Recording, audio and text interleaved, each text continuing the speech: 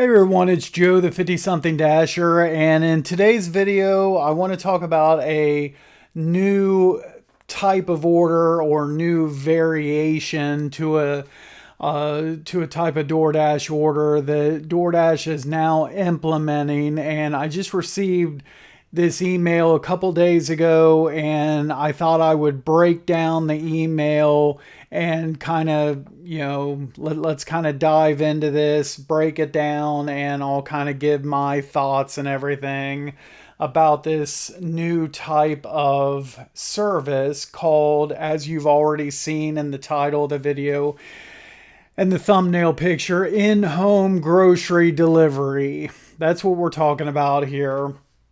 So first screenshot, okay, is basically from the email. How does this work?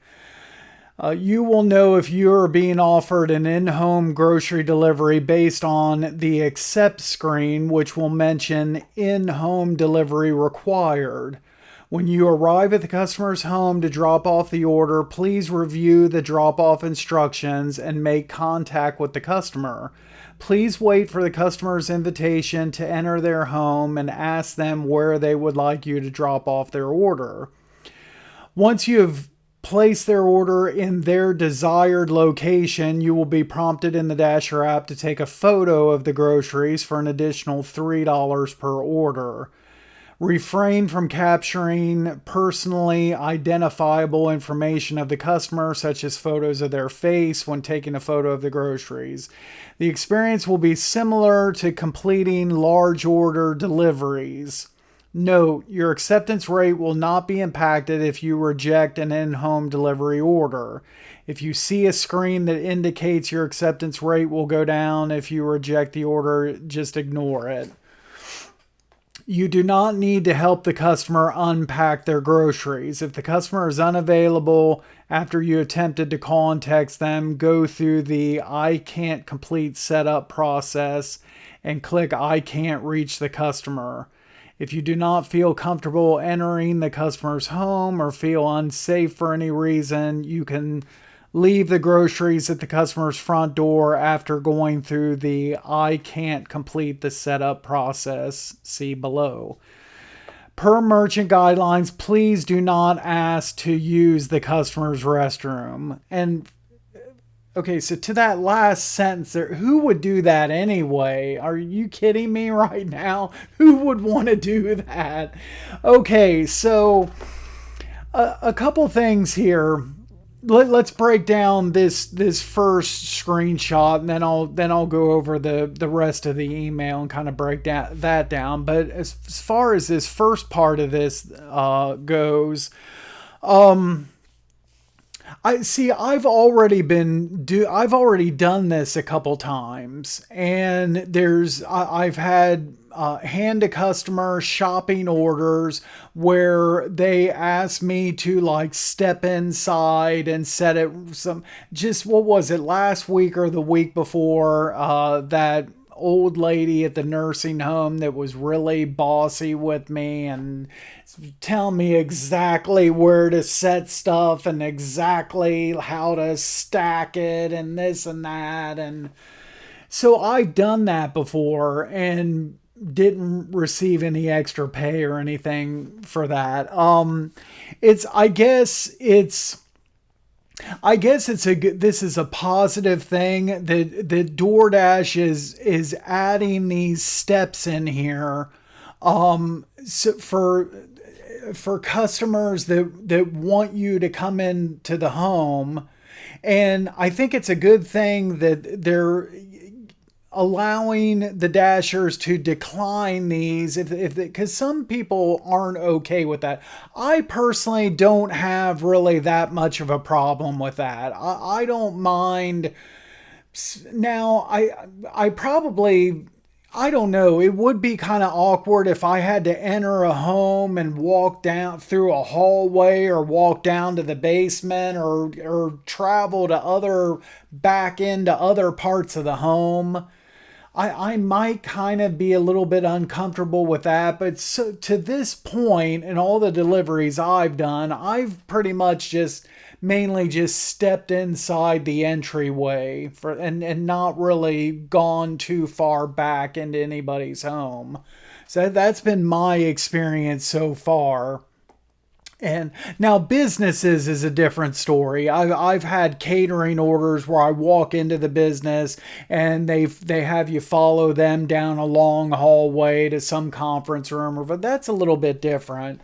But it's good that because a lot of people aren't going to be comfortable with this type of thing, and it's a good thing that I think that DoorDash is allowing you to decline offers like this if you don't feel comfortable.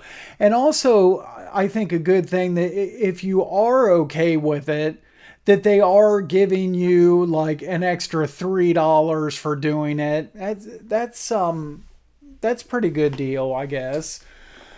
So now the thing is, and I just sent a email to DoorDash right before starting this video, but my question is, with this a program like this, what happens if a customer, and I'll comment on this, I'll leave comments open on this video because I kind of want to see what what you guys have to say of who's comfortable doing this type of thing and who's not. So comments will be open. And if DoorDash responds to me, I'll throw a comment with what they say. But my question is, if a customer places a hand to me order, shopping order, and they don't place it under this in-home delivery feature. I don't know what like on the customer end, what the ordering screen's going to look like. But and then you get there and it wasn't, you didn't see a notification that this was an in-home delivery, and you get to the customer and they still ask you to come inside their home. Well, what happens then? If you're okay with doing that, can you still go inside the home, still take the picture inside the home, still get the $3, or how does that work? So it'll be curious to see, how that works. And another thought that I was thinking of when I saw this is I don't know. In my market and my experience doing this, I've been doing this a year and a half now. I got like probably closing in on like 3,500 deliveries.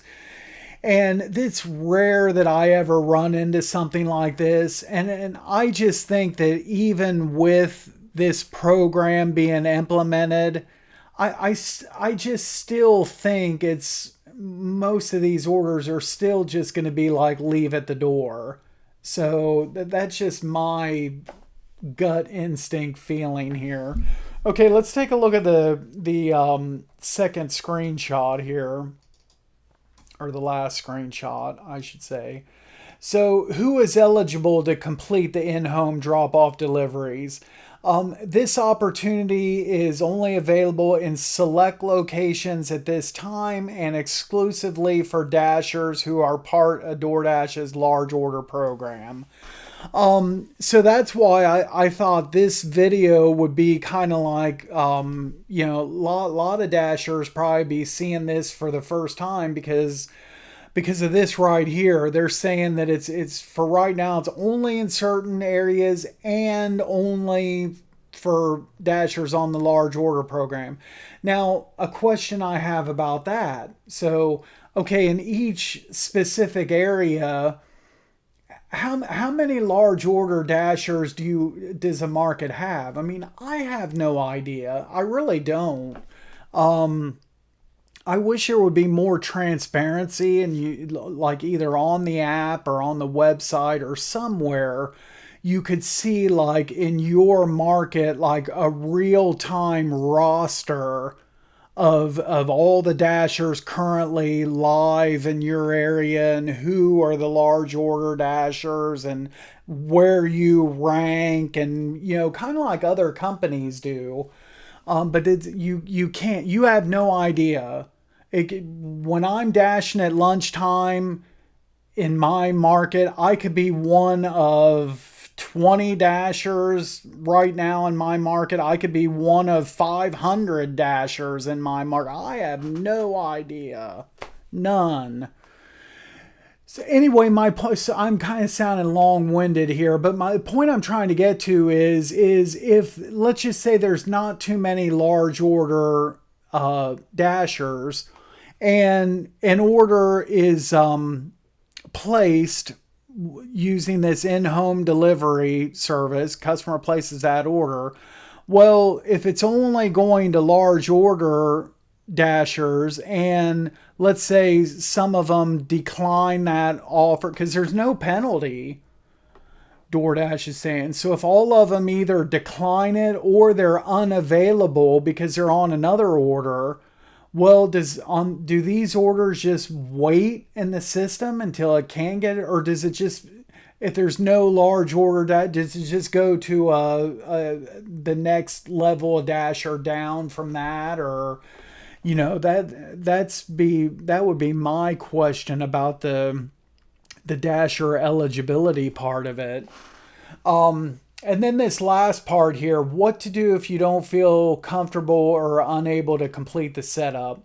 If you are unable to complete the setup for any reason, you don't feel comfortable, the customer didn't want the setup, unable to access the location, or you just want to waive the setup, please follow the I could not complete setup steps outlined below. Please note that when selecting this option, you will not receive the setup bonus pay. You are not obligated to complete setup, and waiving setup will not have any impact on your program eligibility. And then it lists the steps. Click on the setup order button, and click on the question mark, select I couldn't complete, and then select something else, and then describe the situation. Well, I don't know. A couple things about this. First of all, the customer is requesting this type of service, and then you just, kind of like changing your mind and backing out for any reason. I mean, I would hope that the dasher would have a pretty good reason for wanting to back out. If you initially knowingly accepted an offer like this, and then you turn around and you back out of it, I would just hope that there was like a good reason for that.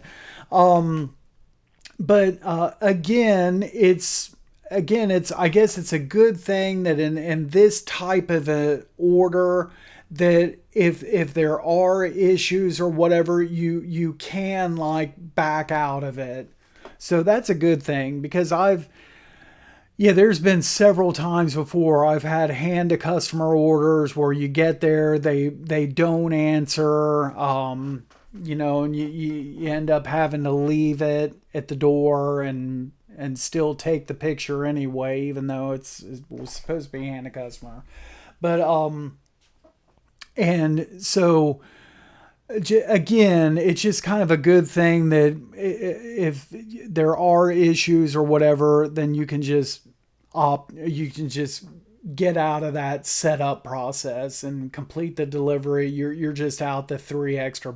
So, but anyway, again, let me know what you guys think in the comments about all this. Have you gone inside customer homes? If you've never done that before, would $3 be enough to now entice you to start doing that? I don't know.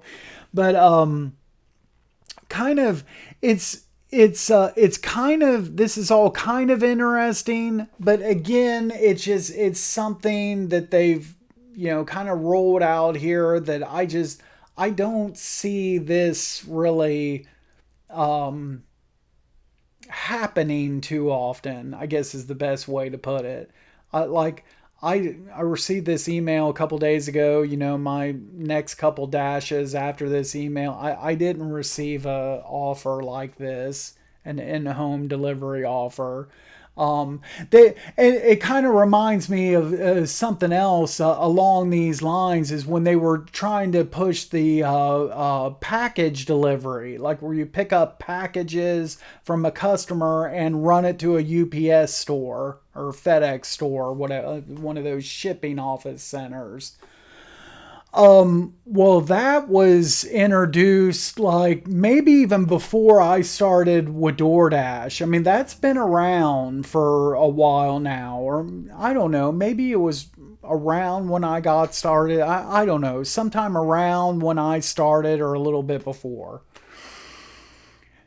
In this year and a half, I've only had one package pickup offer in like a year and a half and over 3,000 deliveries. I've only seen an offer like that one time, and I declined it because it was like $3 or $4 and going like past downtown Columbia. It was like a horrible offer, real high miles. But I kind of see this is almost being like that, as far as, you know, I see this email and what they're rolling out, and I know about this, but like, am I actually going to see an in-home delivery order? Who knows? But I'm not expecting to see that many of them, if any. But anyway, so that's it for this video. There it is, the new program, for whatever it's worth, and my thoughts on it. Thanks so much for watching, and as always, be safe out there driving, and until next time.